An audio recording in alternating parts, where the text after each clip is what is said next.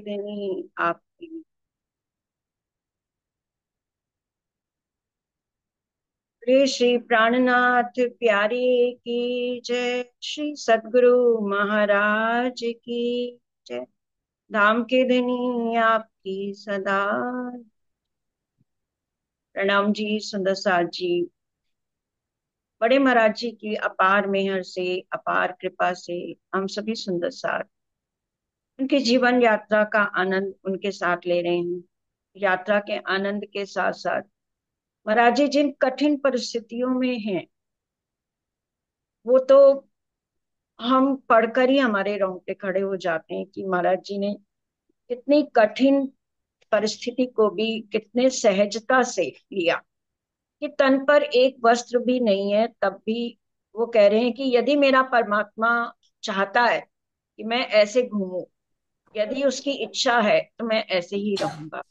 इतनी बड़ी बात है सुंदर साथ जी। और हमारे पास तो चीजों का अंबार है, तब भी हमारा मन संतोष नहीं करता उन चीजों में, और हर वक्त और की ही कामना करता है। तो महाराज जी की इन परिस्थितियों को हम दिल में लेते हुए उनके चरणों में अर्जी करेंगे कि हमें भी वो अपने उस मार्ग पे चलने का बल देंगे। तो आज हमारी बैठक का आरंभ हम सदगुरु महाराज जी का पहले जयकारा करते हैं। बोलिए श्री सतगुरु महाराज की महाराज जय। की जय। और आज हमारे साथ हमारी बैठक का शुभारंभ करने के लिए हमारी बेटी चाहत जुनेजा जी हैं, जो बेंगलोर से हैं। और साथ में है तो कानपुर की, बेंगलोर में जॉब करती हैं। और साथ में उनके हैं सलोनी और रिदम, जो उनके दीदी जिया जी हैं, और मेरे भी बेटा बेटी हैं, बेटा बहू हैं। आप दोनों बच्चे पूना से आए हुए हैं और राज्य के प्रति बहुत आस्था रखते हैं। पूरा परिवार ही धनी पर समर्पित है। तो आज बैठक का आरंभ आपके ही एक भाव से हम करते हैं। प्रणाम जी। आइए आइए बच्चों आइए। और एक चीज और कहना चाह रही हूँ, बाकी के जो सोमवार और मंगलवार के भाव थे वो हम लोग बुधवार और बृहस्पतिवार को लाइव सुन पाएंगे। इन 2 दिनों में जो चर्चा आपको सही 3 बजे मिलेगी, लिंक के थ्रू मिलेगी, वो आपको कामाक्षी अभी लास्ट में बता देगी कैसे मिलेगी। क्योंकि महाराज जी का बुलावा आया है तो मुझे जाना है। और रिकॉर्ड महाराज जी ने करा दी है, उसकी वीडियोस भी बन गई हैं, उसका लिंक भी बन गया है। तो आपको इसी समय में 3 बजे ही सोमवार को चर्चा भी मिलेगी, सोमवार को और मंगलवार को। लेकिन लाइव जो भजन गाने वाले थे सुंदर साथ, वो आगे शिफ्ट हो जाएंगे एक एक दिन। जब मैं आऊंगी तो बुधवार और बृहस्पतिवार को उनका बारी है। तो चलिए बच्चों आइए, प्रणाम जी। आइए अपना भाव रखिए। प्रणाम जी। बोले श्री प्राणनाथ प्यारे की जय। बोले श्री सतगुरु महाराज की जय। सानू मिल गए शहनशाह, उड़ जगदी की परवाह। सानू मिल गए शहनशाह, उड़ जगदी की परवाह। चलना बिचलयार पुरा, चलना बिचलयार पुरा, उड़ जगदी की परवाह। सानू मिल गए शहनशाह, उड़ जगदी की परवाह। सानू मिल गए शहनशाह, उड़ जगदी की परवाह।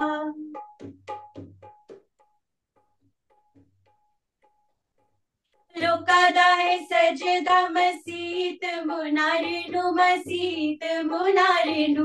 साडा सजदा है माशूक प्यारे, माशूक प्यारे नु। जिंदे दिल नाल दिल मिलिया, जिंदे दिल नाल दिल मिलिया, उड़ जगदी की परवाह। सानू मिल गए शहनशाह, उड़ जगदी की परवाह। सानू मिल गए शहनशाह, उड़ जगदी की परवाह।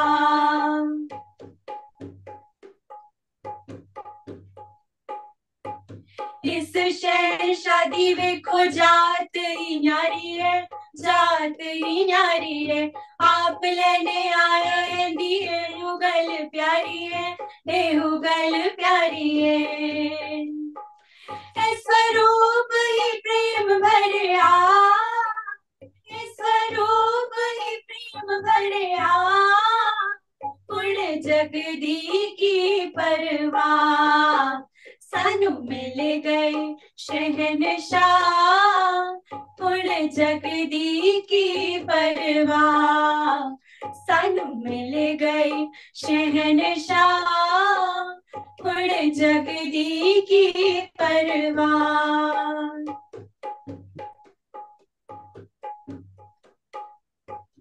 इश्क दी डोली तेरे आशिका ने चढ़ना, आशिका ने चढ़ना। मुड़ के न कदी इस जग वल तकना, जग वल तकना। दिता अपना मिटा, दिता अपना मिटा। उड़ जगदी की परवाह, सानू मिल गए शहनशाह। उड़ जगदी की परवाह, सानू मिल गए शहनशाह। उड़ जगदी की परवाह। चरना विच लयार बुला, चरना विच लयार बुला। उड़ जगदी की परवाह, सानू मिल गए शहनशाह। उड़ जगदी की परवाह, उड़ जगदी की परवाह। बोले श्री प्राणनाथ प्यारी की जय, बोले श्री सद्गुरु महाराज की जय। बहुत ही सुंदर, बहुत बहुत बहुत सुंदर शब्द, बहुत सुंदर गायकी और बहुत सुंदर अंदाज ढोलक का। आप तीनों का एक कॉम्बिनेशन, केमिस्ट्री बहुत एक्सीलेंट। अब मैं चाहूंगी जितने दिन आप लोग हो ना, आप और भाव हम लोग को जरूर सुनाइएगा। चाहत जब भी है, और अगर वहां भी चाहते हो पुनः भी ना, तो जरूर जरूर। महाराज जी के देखो मौज है, अभी शायद 1 महीना चलेगी अभी तक। तो आप लोग इसमें जरूर आए, महाराज जी को अपने को रिझाने हैं, क्योंकि वास्तव में उनकी जो बीतक है, जीवन यात्रा है, उसको देखकर उन पर सब कुछ वार देने को ही दिल करता है। कितनी कठिन स्थिति में, और हमारे तो शहंशाह हैं ही है, तो हमारा दिल तो उनके सिजदों में झुकता ही है। बहुत सुंदर बच्चों, बहुत सुंदर। आगे भी आप आइए, जरूर आइए, और राजी महाराज को, सदगुरु महाराज को रिझाइए। प्रणाम जी, प्रणाम जी। प्रणाम जी। सुंदर साज जी, कितने सुंदर शब्द थे कि हमारे दिल के शहंशाह हमारे सदगुरु महाराज। तो आइए चलते हैं अब आगे की यात्रा में, हम कामाक्षी के साथ, महाराज जी के साथ हम आगे चलते हैं। महाराज जी की अवस्था ऐसी है कि तन पर एक भी वस्त्र नहीं है। एक हनुमान जी के टूटे फूटे जीर्ण शीर्ण मंदिर पर बैठ जाते हैं, तो वहां भी एक लाला उनको बैठने नहीं देता है, और बार बार उनको कहता है कि आप यहाँ से चले जाइए। महाराज जी बहुत कहते हैं मैं कहाँ जाऊं, मैं किसी को यहाँ नहीं जानता। लेकिन वो बार बार महाराज जी को वैसे ही फटकारता है, दुत्कारता है। लेकिन शाम होते होते पता नहीं, महाराज जी कहते हैं क्या उसके दिल में परिवर्तन आया, क्यों महाराज जी से क्षमा मांगने लगा, और कहता है मैंने आपको पहचाना नहीं, अब आप मेरी दुकान में ही रुकिए। महाराज जी बहुत कहते हैं कि नहीं, तुम मुझे बस यहीं पर रुकने दो। लेकिन वो कहता है क्षमा करो, गलती थी अपनी, अब दुकान ही में रहना। कि महाराज जी के चरणों गिर रहा है, कहता मुझे आप क्षमा कर दीजिए, अब आप मेरी दुकान में रहिए। पैर पकड़ 100 मिन्नत करके साथ साथ ले गया लिवा। और महाराज जी की मिन्नत करके, पैर पकड़ के 100 मिन्नतें बार बार करके और उनको लेके गया। माना नहीं, चिपट कर रह गया, बहुत तेरा ही मना किया। महाराज जी कहते मैंने बहुत मना किया, किंतु वो माना ही नहीं। कपड़े की दुकान थी उसकी, आसन बिछा लिया, एक साथ बैठ गए हम, अब जाकर के बोला हमें जोड़कर हाथ। महाराज जी कह रहे हैं उसकी एक कपड़े की दुकान थी, वहां पर हमने आसन एक साथ बिछा लिया। और जब हम वहां बैठे तो वो हमसे हाथ जोड़कर बोला कृपया आप लंगोटी ले लें। हमने कहा ठीक है, हम जैसे हैं रहने दो हमको, लाला करो ना हमको तंग। अब वो कपड़े दे रहा है, और महाराज जी कह रहे नहीं मुझे नहीं चाहिए, क्योंकि उनको दिल में ये था कि जिसके लिए मैं घूम रहा हूँ क्या उसको नहीं दिखता क्या? क्या उसकी आंखें नहीं है क्या? जब वो देने आएगा, जब वो किसी के दिल में उपजाएगा, मैं तभी लूंगा। ये उन्होंने प्रण कर रखा था। अब वो कह रहे मैं नहीं लूंगा, आप मुझे बस तंग मत करो, मुझे रहने दो। उसकी इच्छा जिस प्रकार हो उसमें ही रहना है, ठीक। दखल ना दो उसकी इच्छा में, उसी में रहते निर्भीक। महाराज जी कह रहे हैं कि जैसे उस परमात्मा की इच्छा है उसमें ही रहना ठीक है, और उसमें दखल ना दो। तो सुंदर साथ जी, ये हमारे लिए भी बहुत सुंदर सिखापन है कि जैसा जीवन चले, जैसा ये मेरे लिए भी है। ऐसा नहीं कि मैं आपको कुछ बताने का वैसा कर रही हूँ, ये महाराज जी की प्रेरणा हम सबके लिए है। जैसा जीवन चले हमको उसको चलने देना चाहिए। लेकिन मन क्या होता है, मानता नहीं है मन, क्योंकि संसार के मोह में है। हमारे अंदर, हमारे आसपास परिवार में ये मोह हमें बहुत छलता है। हमारा दिल, लगता है हमें खो जाने का भी डर होता है अपनी चीजों का। तो कभी कभी हम उन चीजों को ठीक करना चाहते हैं, लेकिन राज्य की मर्जी के आगे वो नहीं चलती, नहीं ठीक होती। तो कह रहे हैं महाराज जी की उसमें दखल मत दो। पता नहीं राज्य ने क्या उसमें भलाई छिपाई हो हमारे लिए। पता नहीं हमारे लिए वही रास्ता ठीक होगा जो हमें लगता है ना, कि नहीं ये चीज ठीक हो जाए, ये तो गलत हो रहा है, ये तो मेरा बच्चा गलत जा रहा है, इसने ये कर लिया, या मेरे पति ऐसे गलत हो रहे हैं, ये ऐसे हो गया, या मैं कहीं ऐसे हो रही। तो कभी नहीं, क्योंकि हर रूह के लिए राज्य ने रास्ता तय किया है। तो महाराज जी की बहुत बड़ी प्रेरणा है कि उसमें दखल ना दो। बोला सेठ नहीं गया यह तो बात मान ही लो, बड़ी कृपा होगी तुम हमसे एक लंगोटी ले ही लो। अपनी जगह फकीरी अच्छी, अपनी जगह भेष होता, बाबा जी नाता होता दोनों में चोली दामन का। अब वो दुकानदार उनको कन्विंस कर रहा है, उनको समझा रहा है कि अरे महाराज जी आप मेरी बात मानो, एक लंगोटी ही ले लो। फकीर होना अच्छी बात है, लेकिन भेष भी पहनना चाहिए। और भेष में और फकीरी में चोली दामन का साथ है। आप भेग भी पहन के रहो और दिल से भी फकीर रहो। जितना बड़ा बताओ कपड़ा अभी फाड़ कर देता हूँ, मगर लंगोटी आवश्यक है विनय पूर्वक कहता हूँ।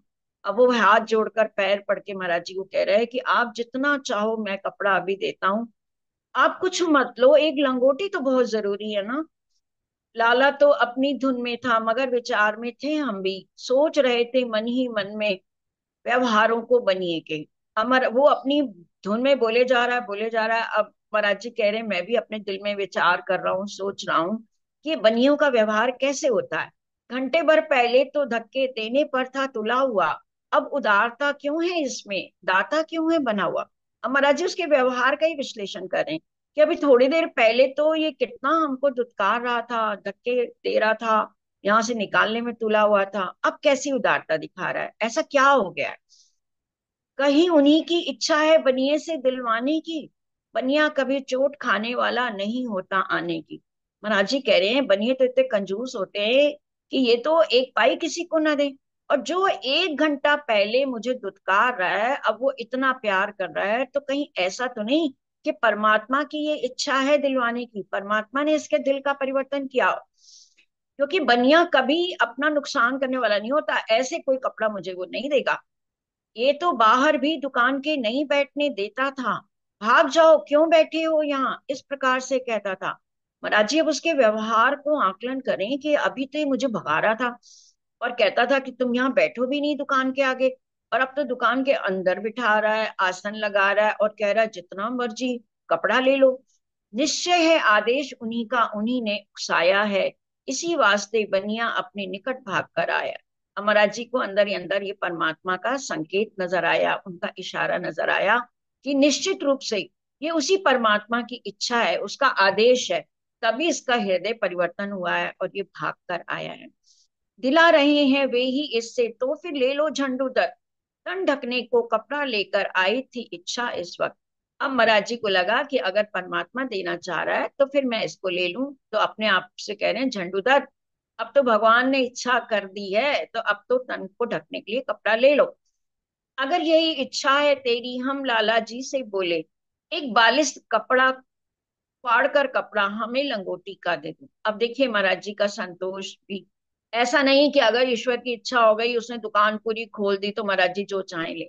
महाराज जी ने कहा ठीक है तुम्हारी अगर इतनी ही इच्छा है, हमें एक बालिश यानी एक अपन हाथ ऐसे कहते हैं ना, एक बालिश आप मुझे कपड़ा फाड़ कर दे दो लंगोटी के लिए केवल। उसने झट से फाड़ फूड़ कर हमें लंगोटी पकड़ा दी। बोला, बनिया एक अंगोछा और चाहिए बाबा जी। अब देखिए उसके हृदय में परमात्मा कैसे कैसे उपजा रहे। अब बनिया कहता, नहीं ये लंगोटी तो हो गई, अब एक अंगोछा भी आप और ले लो। क्या करना है हमें अंगोछा, उसकी नहीं हमें दरकार। थाली वाला कपड़ा अपना है अवश्य बिल्कुल बेकार। महाराज जी कह रहे हैं कि मुझे अंगोछा नहीं चाहिए, मुझे उसकी जरूरत ही नहीं है। हाँ, जो थाली वाला कपड़ा है ना वो बेकार हो गया है। जब निकाल दिखलाई हमने कपड़े की अपनी थाली, जो अब वास्तव में छलनी सी रह गई सुराखों वाली। अमरा जी ने एक कपड़ा निकाला जिसको वो थाली की जगह इस्तेमाल करते थे। देखिए कपड़ों की थाली और उसमें भी सुराख हो गए थे। बीच हुआ फटकर गायब सा, बनिए को आश्चर्य हुआ। क्या बाबा इस कपड़े से अब तक थाली का काम लिया? अब वो बीच से पोर्शन उसका फट भी गया था। अब बनिया इतने आश्चर्य में आ जाता है, इतने हैरानगी में। कहता, बाबा जी क्या आप तक, अब आप अभी तक इससे थाली का काम ले रहे थे? मैं तुमको एक थाली लाकर देता हूँ, इसको छोड़ो। हम बोले, लाला जी हमको कृपया बोझ मत छोड़ो। अब वो कहता, मैं तुम्हें एक थाली लाके देता हूँ, स्टील की थाली, बढ़िया थाली, बर्तन वाली, आप उसको इस्तेमाल करिए, इसको छोड़िए, ये क्या आप फटा कपड़ा लेकर उसको बनाकर बैठे। लेकिन महाराज जी नहीं ले रहे, क्योंकि उनके अंदर प्रेरणा है कि मुझे अनावश्यक चीज नहीं लेनी है। वो कह रहे हैं, आप लाला जी हमारा बोझ मत बढ़ाओ, मैं सन्यासी हूँ, कहाँ कहाँ जाता हूँ, मैं उठा नहीं पाऊंगा। काया भी कितनी निर्बल थी महाराज जी की। आप बराबर इस कपड़े के हमें वस्त्र ही दे दो, थाली का जंजाल बांधने से तो हमें क्षमा करें, क्षमा कर देवें। महाराज जी कह रहे हैं, भैया मुझे माफी दे दो, मुझे तुम थाली मत दो, उसको उठा के कौन चलेगा। आप ऐसा करो, उतने साइज का ना हमें एक वस्त्र दे दो, उसकी जगह हमें वस्त्र दे दो। थाली का जंजाल मैं नहीं बांध कर लेना चाहता। फाड़ दिया एक वस्त्र सेठ ने अंदाजन एक हाथ बड़ा। हमारा उसने क्या किया, एक हाथ बड़ा सा ऐसे करके और एक वस्त्र उस सेठ ने फाड़ा, जो चावल इत्यादि पकाने खाने को काफी था। महाराज जी कह रहे हैं, जो खाना के लिए, परोसने के लिए, जो भी इस्तेमाल में लाते होंगे वो भोजन के लिए सही था। इस पर भी लाला नहीं माना, इच्छा प्रकट करी अपनी, आवश्यकता एक चीज की तुम्हें और रहती होगी। महाराज जी ने लंगोटी ले ली, खाने की वो थाली भी कपड़े वाली ले ली। इस पर भी वो लाला माना नहीं और अपनी इच्छा उसने एक और प्रकट कर दी कि आवश्यकता आपको एक और चीज की रहती होगी। एक चदरिया और फाड़ दूं, मना ना करना बाबा जी, हाथ जोड़ विनती करता हूँ, इसे मना ही लेना, इसे मान ही लेना, लेना जी। वो महाराज जी को कह रहा है कि महाराज जी अब मैं जो आपको कहने जा रहा हूँ ना, आप उसको मना मत करना। देखिए कितनी विनती कर रहा है, मिन्नतें कर रहा है कि आप एक चदरिया और ले लो, आपको जरूरत होती होगी। लेकिन महाराज जी नहीं उसको लेना चाह रहे। सुनकर कहा सेठ से हमने, बस और कृपा रखो, आवश्यकता थी जो मिट गई, हम पे भाई दया रखो। अब देखिए वो कितनी चीजें देने को है, लेकिन महाराज जी नहीं लेना चाहते, क्योंकि वो जितनी जरूरत है उतना ही सामान रखना चाहते हैं। वो कह रही है, मेरी जो जरूरत थी, देखो आप, मेरे पास लंगोटी नहीं थी, तुमने लंगोटी दे दी। भोजन के लिए थाली नहीं थी, वो मैंने वस्त्र वाली थाली ले ली। मुझे अब चादर नहीं चाहिए, भैया हम पर दया करो। कितना कितना सब्र और संतोष का भाव महाराज जी के अंदर है। लाला बोला, एक चदरिया तो अवश्य दूंगा महाराज, आप चाहे अस्वीकारे भी, हो जाना चाहे नाराज। अब देखिए बनिया कितना परिवर्तित हो गया। कह रहा, महाराज जी आप चाहे मुझसे नाराज हो, चाहे रूठ जाएं, चाहे उसको अस्वीकार करें, लेकिन आपको एक चादर तो लेनी ही पड़ेगी। इतना अनुनय विनय वो करने लगा। कहते ही दो चादर उसने 3.5 3 गज की फाड़ फूड़ कर मेरे आगे हाथ जोड़ करके रखी। महाराज जी कह रहे, मेरे आगे हाथ जोड़ करके, और उसने 3 3 गज की दो चादर, जैसे गज होता है ना जो चौड़ाई जिनकी बहुत अधिक होती है, ऐसी दो चादर फाड़ फूड़ के महाराज जी के आगे रख दी कि भाई ये जरूर आप स्वीकार करो। और बोला, एक कंबल ले लो अब, फिर हम कुछ नहीं बोलेंगे। और बोला, इसके साथ आप महाराज जी एक कंबल भी जरूर ले लीजिए। देखिए कैसे जब परमात्मा देने पर आते हैं, बिल्कुल महाराज जी के पास कुछ नहीं था, और उन्होंने भी प्रण किया था कि जब तक ईश्वर मुझे खुद से नहीं देंगे, जब तक वो किसी के अंदर प्रेरणा नहीं भरेंगे, मैं किसी से मांगूंगा नहीं। तो कैसे एक बनिया जो 1 घंटे पहले महाराज जी को दुत्कार रहा था, कैसे परमात्मा ने अपना काम किया, उसका हृदय परिवर्तन किया, और वह कितना कितना महाराज जी को अब दे रहा है। और कह रहा है महाराज जी को, एक कंबल बाबा जरूर ले लो मुझसे, उसके बाद मैं कुछ नहीं बोलूंगा, कसम कहो तो खा ले तुमको। और कह रहा है महाराज जी को, अब चाहे तो कसम उठवा लो, फिर हम कुछ भी नहीं देंगे, इसके बाद हम कुछ भी नहीं देंगे, आप इतना सामान जरूर ले लो। बहुत आग्रह पर उसके हमने कंबल भी स्वीकारा, जो सबसे हल्का हो दे दो। उसने हल्का सा लाया। अब ये नहीं कि महाराज जी ने कहा कि बढ़िया से बढ़िया भाई वो दे रहा है तो मैं बहुत महंगा महंगा बहुत अच्छा सा कुछ ले लूं, क्योंकि वो उनको कुछ चाहिए ही नहीं था, ये सब तो बोझ था उनके लिए। तो कहने लगे ठीक है भाई, तुम देना ही चाहते हो, मान नहीं रहे हो, तो एक कंबल मुझे बहुत हल्का हो जो, वो दीजिएगा, जो सबसे हल्का हो दे दो। उसने हल्का सा लाया, वो भी जाके एक पतला सा कंबल ले आया। वक्त पड़े तो ओढ़ बिछा दोनों कामों में आ जाए, और रास्ते का बोझा भी जो बनकर रहा ना जाए। महाराज जी कह रहे हैं कि वो इसलिए भी हल्का चाह रहे थे, एक तो रास्ते का बोझ भी ना बने, जब चाहे उसको बिछा लें, जब चाहे उसको ओढ़ लें। आज हमारा दीवानापन लुप्त हुआ लाला द्वारा। महाराज जी कह रहे हैं, मैं तो कितनी कितनी सुंदर ये बात देखो, और कितनी गंभीर, कि मैं तो दीवानेपन में था, मैं तो अपनी परमात्मा के लगन में था, मुझे तो वस्त्रों की कोई आवश्यकता भी नहीं थी। लोगों को देखकर लगता था कि आप ऐसे घूम रहे हैं, महाराज जी को कभी नहीं लगा कि मेरे तन पे वस्त्र नहीं है। क्यों? क्योंकि वो उनकी कृपा को, कि अगर वो चाहता है मैं ऐसे रहूं, अगर वो चाहता है मैं ऐसे घूमूं, तो ठीक है, मैं ऐसे ही रहूंगा। तो उनको जो दीवानापन था, जो उनकी दीवानगी थी, वो कह रहे हैं सब कुछ लाला ने खत्म कर दिया, मेरे को इतना लाद दिया, लंगोटी दे दो, चादर दे दो, अंगोछा दे दिया, थाली का दे दिया, कंबल दे दिया, मेरा दीवानापन सब खत्म कर दिया उस लाला ने। लगने लगे एक साधु से भेद साधुओं का धारा। कह रहे महाराज जी, अब मैं फकीरी से अब एक साधु के भेष में आ गया, अब वस्त्र वगैरह पहन के एक साधु सा लगने लगा। सुबह हौज पिट से चल करके पक्षी तीर्थ पर जा पहुंचे, जहां जटायु रावण जब सिया चुराई मारे थे। अब वहां से महाराज जी अगले दिन सुबह चलते हैं, तो पक्षी तीर्थ एक जगह का नाम है, जहां पर जटायु और रावण का युद्ध हुआ था, जब सीता चुराई जा रही थी, तो जटायु ने रोका था, और जहां पर रावण ने उनका वध किया था, वो जगह पक्षी तीर्थ नाम से है। मंदिर बना हुआ था उनका एक टेकरी के ऊपर, पहुंच गए आगे चंगुल पिट, पक्षी तीर्थ से हम चलकर। महाराज जी कह रहे हैं कि एक टेकरी यानी छोटी सी टीला, एक पर्वत, छोटा सा पहाड़ी ऊंचाई पर, वहां एक मंदिर बना हुआ था। और वहां पक्षी तीर्थ से चलकर हम फिर वहां चंगुल पेट उसका नाम है, हम वहां पर पहुंच गए। पटक शिला पर जा पहुंचे हम, जिस जगह राम का मंदिर। महाराज जी कह रहे हैं कि जहाँ राम भगवान का मंदिर था, वो पटक शिला के नाम से हम वहां पर पहुंच गए, जहाँ राम ठहरे थे कुछ दिन। मंदिर याद उन्हीं का था, कि वहां राम भगवान जब सिया को खोजने गए थे तो कुछ दिन वहां ठहरे थे, इसलिए उनकी याद में ये मंदिर बना। पटन शिला से परमेश्वर है जहाँ महाशिव मंदिर एक, नदी तुंगभद्रा बहती है करती हुई कलोलते। महाराज जी कह रहे हैं कि अब यहाँ पर एक माहेश्वर मंदिर भी है, और वहां पर तुंगभद्रा नदी बहती है, और कई प्रकार कलोल यानी उछलती हुई नदी, एक बहुत भव्यता लिए हुए वहां से बहती है प्रवाह उसका अति प्यारा, बड़ा स्वच्छ जल है उसका। पंपा नाम एक सरोवर भी है परमेश्वर का। और परमेश्वर पटन शिला से परमेश्वर जगह का नाम है, वहां पर ये महाशिव मंदिर है, और वहीं पर नदी तुंगभद्रा है, जिसका जल बहुत स्वच्छ है।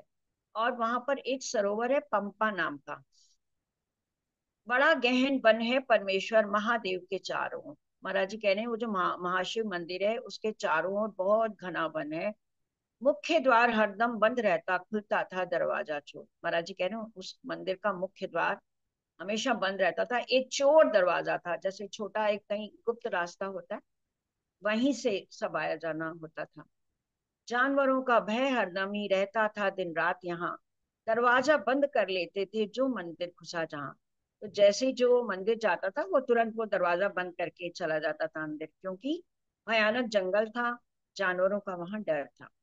रात बिताई उस मंदिर में, जब उठकर प्रातः देखा, तो समक्ष हमको अपने एक ऊंचा पर्वत नजर पड़ा। महाराज जी कह रहे हैं मैंने वहां रात गुजारी, और जब प्रातः देखा तो मैंने अपने सामने बहुत ऊंचा पर्वत देखा।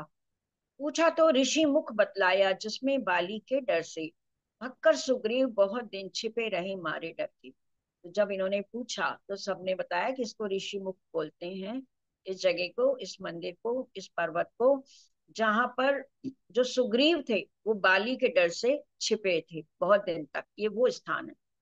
खड़ा एकदम और घने वन से आच्छादित आच्छादित था पर्वत, बुने हुए थे वृक्ष आपस में, धूप न जा सकती भू तक।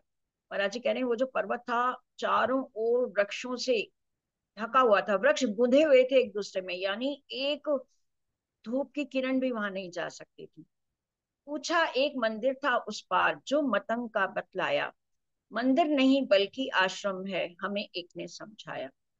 जब वहां आसपास और जानकारी की तो पता लगा कि उस पार यानी इस पर्वत के पार एक मतंग ऋषि का आश्रम है। मंदिर बताया किसी ने, कहा नहीं मंदिर नहीं वो आश्रम है, हमें एक ने समझाया। और किष्किंधा कुछ दूर नहीं है, निकट भी श्री परमेश्वर के। और सब कहने लगे कि ये जो परमेश्वर स्थान है किष्किंधा भी इसके नजदीक ही है। इसे भी जानने के पीछे द्वंद किया मन में हमने। अमराज जी के हृदय में द्वंद आया, ये विचार उत्पन्न हुआ कि मैं किष्किंधा जाऊं। चलो सैर कर आए, चलकर ऋषि मतंग आश्रम की आज।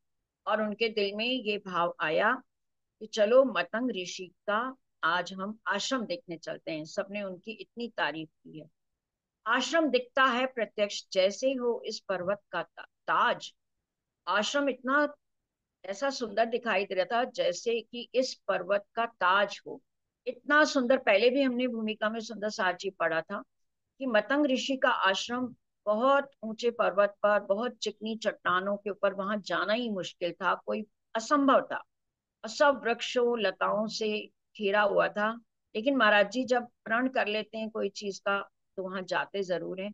तो महाराज जी का मन हुआ कि मैं वहां दर्शन करने जाऊं। तो दूर दूर ही से दर्शन से उस विरक्ता उपजी जाए। अब वहां पहुंचकर यदि दर्शन हो तो जाने बस क्या हो जाए। महाराज जी कह रहे मैं दूर से ही उस पर्वत का दर्शन कर रहा था, मुझे ऐसा लग रहा था कि वो आश्रम में विरक्तता का साम्राज्य है, यानी बहुत ही पवित्रता, तपस्या, तपोभूमि है, ऐसा उनको लग रहा था। और ये लग रहा था कितना ही अच्छा हो यदि मैं पास जाके वहां के दर्शन कर लूं। चलो जानने की इच्छा से मार्ग और दूरी उसकी, जब पूछा तो लगे उड़ाने ये साधु अपनी खुशकी। महाराज जी ने अपने दिल में जानने की इच्छा प्रकट की। तो वहां पर उसकी मार्ग क्या है, दूरी कितना है, ये सब जब पूछने लगे तो सारे जो साधु थे ना आसपास वो उनका मजाक बनाने लगे महाराज जी का। अनायास हंस करके बोला, आप जाएंगे आश्रम में? और वो पूछते हैं, अरे महाराज जी अपनी काया देखिए इतनी दुर्बल। और व्यंग से कह रहे हैं कि आप जाएंगे वहां? तुम जरूर जाओ बाबा जी, ताकत दिखती है तुम में। एक दूसरा कहता है, हाँ हाँ जाओ जाओ, तुम में तो बहुत ताकत नजर आ रही है। तो महाराज जी बहुत कमजोर थे ना, तो अब वो लोग व्यंग कर रहे हैं। जहां आज तक गया न कोई, गया तो वापस नहीं हुआ। महाराज जी को कह रहे हैं कि वो ऐसा स्थान है जहां आज तक कोई गया ही नहीं, और यदि गया तो वापस नहीं हुआ। अव्वल तो पहुंचा नहीं ऊपर, रास्ते में ही काम हुआ। पहली बात तो कोई वहां पहुंचा ही नहीं, और यदि पहुंचा तो फिर वो वापस नहीं हुआ, और रास्ते में ही उसका काम तमाम हुआ। ऐसा सारे जो साधु जन है ना महाराज जी को एक तरह से भय भी दिखाने लगे, डर सा भी दिखाने लगे कि आप वहां मत जाइए। पहली बात तो कोई पूछा ही नहीं और पहुंचा ही नहीं, और यदि कोई पहुंचा भी तो उसका रास्ते में ही काम तमाम हो गया। अपनी ओर मुखाकृति करके खिलखिलाहट की हंसी हंसा, और महाराज जी की ओर ना मुंह बना के और बहुत हंसने लगा। हंसी व्यंग सी सुनकर उसकी हम आश्रम से निकल पड़े। जिधर बुद्धि ने मार्ग बताया उसी दिशा को निकल पड़े। अब महाराज जी ने तो सोच ही लिया था कि मुझे वहां जाना ही जाना है। विकट चढ़ाई थी पर्वत की, एकदम खड़ी नाम को ढाल, अगर बीच से फिसले कोई तो बस पहुंच जाए पाताल। अब महाराज जी कह रहे हैं कि बड़ी विकट उस पर्वत की चढ़ाई थी, और हम उस दिशा को निकले। बीच में घने जंगल थे, हम जंगल सुनसान, पगडंडी भी सुनसान, उन्हीं मार्ग से होते हुए हम भी पग पग चलते हुए वहां पर पहुंचे। कहीं कहीं खुला रास्ता मिलता, कहीं कहीं हम फंस फंस के जाते। ऐसे तुके और बेतुके मार्ग पर हम चलते चलते चले जाते। सुंदर साथ जी, आगे की यात्रा हम परसों की बीतक में सुनेंगे, जो महाराज जी ने रिकॉर्ड करा दी है। अभी हमारी कामाक्षी आपको बता देगी कि लिंक कैसे खोलना है। कामाक्षी 1 मिनट बता देगी, और उसके बाद पूजा जी आप एक भाव बोल सकते हैं तो बोल लीजिएगा, अभी 5 मिनट का समय है। तो कामाक्षी आओ बेटा, आप सबको बताओ कि सोमवार को कैसे सब उस लिंक को देख पाएंगे। तो आज की चर्चा यहीं जयकारा लगाते हैं। बोलिए श्री सतगुरु महाराज। प्रणाम। प्रणाम जी सुंदर साथ जी। तो मंडे वीडियो को ओपन, मैं तीन। वीडियो खोल ले कामाक्षी।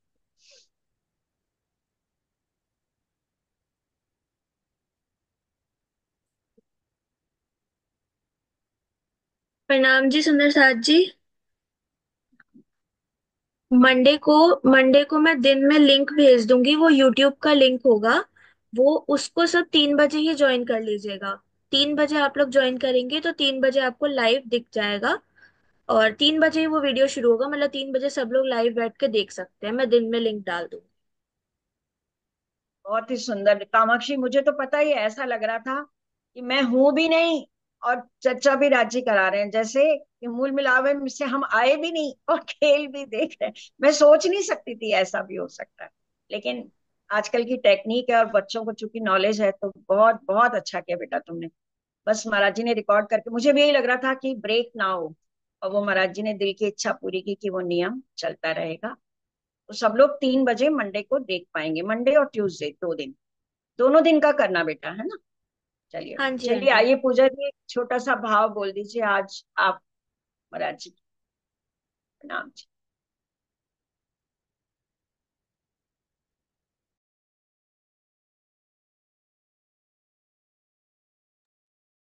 हाँ जी पूजा जी बोल रहे हो आप, माइक ऑन कर लीजिए। पूजा दीदी भाव बोल रहे हो आप, माइक आपका ऑफ है, माइक खोल लीजिए।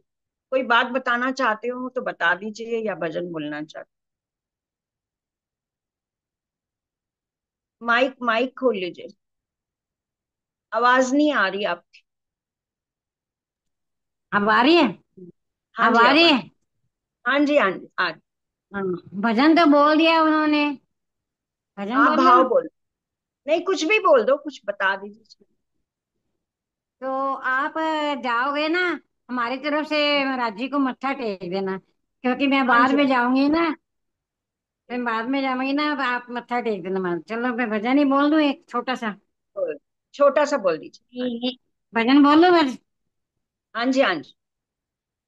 मेहरों के सागर हैं मेरे सतगुरु राम रतन, निज धाम से आए हैं ब्रह्म सृष्टि के कारण।